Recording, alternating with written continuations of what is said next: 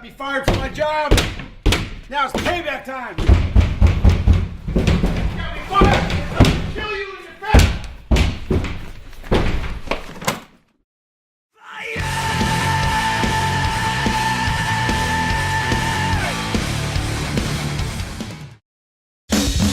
Okay, I'm standing here with the Rob Pinkus. He's the executive director with Personal Defense Network. Now, Rob, today has been a full day out here in Las Vegas. You have been going over step by step of why it's so important to be going through a defense course. Now, I personally just went through it. My mind was blown. But for the people out there that aren't familiar with defense training, explain it.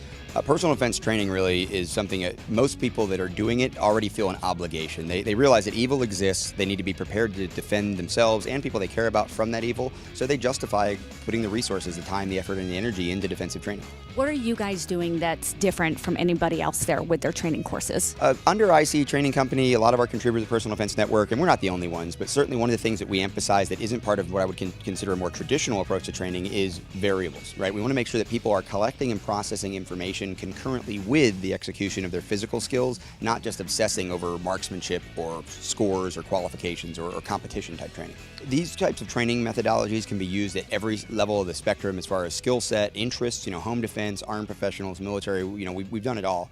And we continue to do it all, but what's interesting is the importance that the instructor has to be able to cater the training to the context of the student. That's what makes it reality based. Evade, barricade, arm, communicate, respond. You may be wearing a gun, sitting on your couch, and a bad guy kicks the front door in. Well, there's no evading, there's no barricading, you're already armed.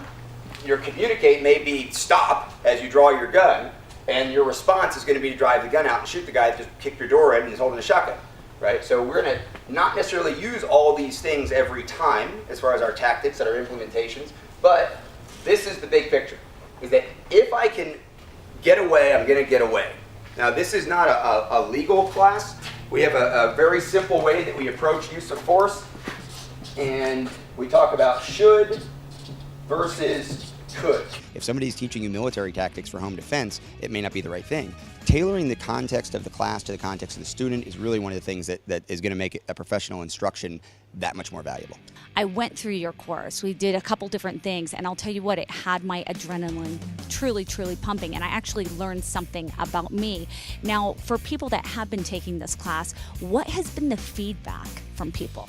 What people are amazed is how quickly and how effortlessly, really, from their perspective, we can create this emotionally charged decision-making environment when it comes to the scenarios. It takes time. You have to set the skill base down first. You have to understand the concepts and the tactics. You have to have a plan.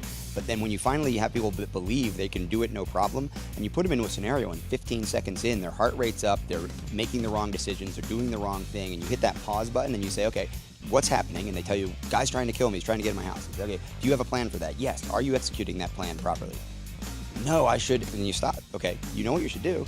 Let's do that. And you restart it and you let them pick up from there, making the corrections. And then what ends up happening is the brain stitches all that together. They end up with a script. And at the end of it, they're like, wow, I made a lot of mistakes, but I did it. I did it. And yeah, you did it. That's what I want you to leave with, confidently understanding what you can do and how to do it, but also having a real appreciation for the way those variables and the emotions stack up quick. And that's why practice and repetition is so important. In your opinion, what is the biggest difference between range training and taking a course like what you guys offer? Well, we do range training too. The problem is some range training is going to be like going to a racetrack. Completely controlled, sterile environment where you're going to learn how to drive a car as fast as you possibly can under track conditions. And if you go to a defensive shooting class, but all you're really doing is marksmanship and learning how to get the best score in a timer drill or learning how to shoot the tightest group, you're learning marksmanship in isolation. And if you took those track skills you learned in a car onto the real roads and you apex that left-hand turn, you're going to run into a Mack truck. You're going to get arrested. If you use the race car with slick tires, you're going to slide off the road at the first 2 drops of rain. You can't do range stuff in the real world the same way you can't do track stuff in the real world, and that's the disconnect. People need to stop training for the range and start training for reality. Good point. If people want to find out more information about how to maybe book a class with you and your team, where can they go? icetraining.us, or you can check out videos and information at personaldefensenetwork.com. All right, there you have it. Thank you so much, Rob. Thank you.